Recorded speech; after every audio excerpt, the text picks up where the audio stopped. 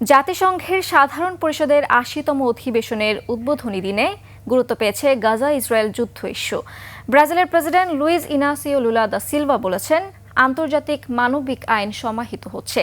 তুরস্কের president Recep Tayyip Erdogan ইসরায়েলের তীব্র সমালোচনা করে বলেন, এত মানুষের মৃত্যু আর শিশুদের অনাহারের দায়ে তেল আবিবের বিশ্ব এতে চুপ থাকতে পারে না। এদিকে ইন্দোনেশিয়ার প্রেসিডেন্ট প্রাবো সুবিয়ান্তো জানান, অবশ্যই ফিলিস্তিনকে আলাদা রাষ্ট্র হতে হবে। বিস্তারিত আফসানা নীলার ডেস্ক রিপোর্টে।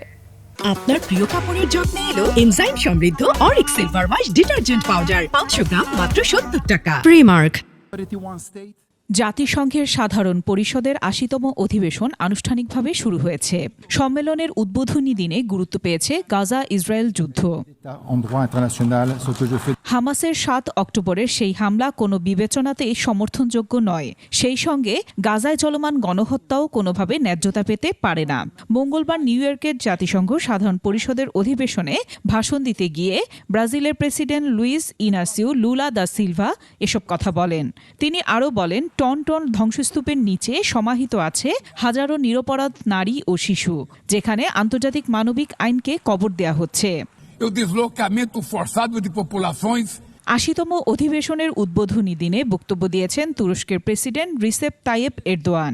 অধিবেশনে তিনি গাজার ক্ষুধার্ত মানুষের ছবি প্রদর্শন করেন। মানুষকে অভুক্ত রাখা দখলদার ইসরায়েলের তীব্র সমালোচনা করে তিনি বলেন, বিবেককে উপলব্ধি করুন আর এই প্রশ্নগুলোর উত্তর দিন। ২০২৫ সালের এমন বর্বরতার জন্য আমাদের কোনো কি যুক্তিসঙ্গত কারণ আছে? কিভাবে একজন এ নিয়ে চুপ থাকতে পারে যে এমন একটি বিশ্বে যেখানে শিশুরা না খেয়ে আর চিকিৎসার অভাবে মারা যাচ্ছে, আমরা কি শান্তি পেতে পারি? যুদ্ধ নিয়ে কথা বলেছেন বিশ্বের বৃহৎ মুসলিম দেশ ইন্দোনেশিয়ার প্রেসিডেন্ট প্রাবো সুবিয়ান্তো। তিনি বলেন, অবশ্যই একটি স্বাধীন ফিলিস্তিন রাষ্ট্র হতে হবে, তবে ইসরায়েলের নিরাপত্তাও দেখতে হবে। তখনই আমরা সত্যিকারের শান্তি পাব। আফসানা নীলা, ডেস্ক রিপোর্ট, ২১ টেলিভিশন।